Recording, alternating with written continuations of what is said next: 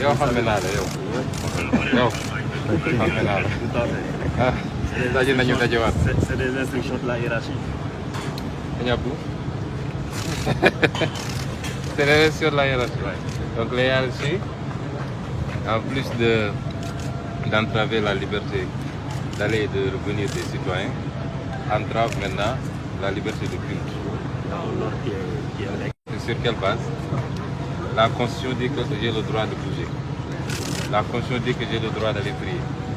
Donc, un ordre ne peut pas violer la Constitution. Il y a l'ordre de la loi et le commandement de l'autorité. Le commandement ne tire sa légitimité que de la loi. Il n'y a pas de... En droit administratif, on parle d'ordre manifestement illégal. Ce n'est pas tout ordre qui est illégal. Donc, quand un ordre est illégal, vous, en tant qu'officier de police, vous avez le droit de désobéir. Ce n'est pas tout ordre qu'on exécute de manière aveugle. C'est un ordre manifestement illégal. Manifestement, voilà. Flagramment illégal. Mais je ne vous en veux pas, vous faites votre travail, vous suivez les ordres. C'était un moment de communication.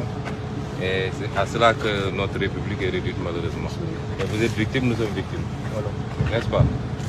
Ah, jarul wax ci wolof. Ñu ngi leen di gërëm en tout cas. Wax ni Sénégal yëpp fii dara du fi jàll ndax brouillé nañu yëpp. Il n'y aura pas de son quand ça va sortir. Mais di wax Sénégal yëpp su dee son am nag génn nañu war a dem julli ji juma en tant que jullit. waaye nee nañu amuñu sañ-sañu dem julli ji juma.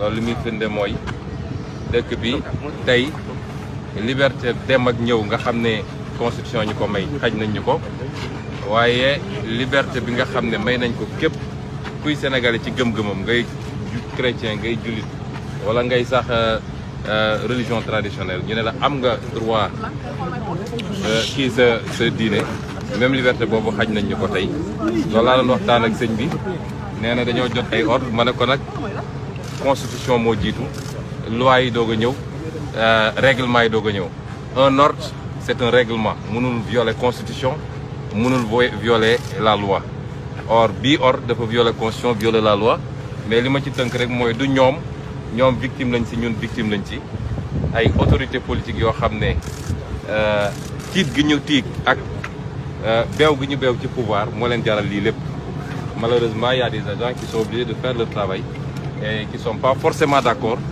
et nous en sommes tous victimes tey àdduna yëpp gis na li xew lii mooy le régime de Macky Sall je vous remercie.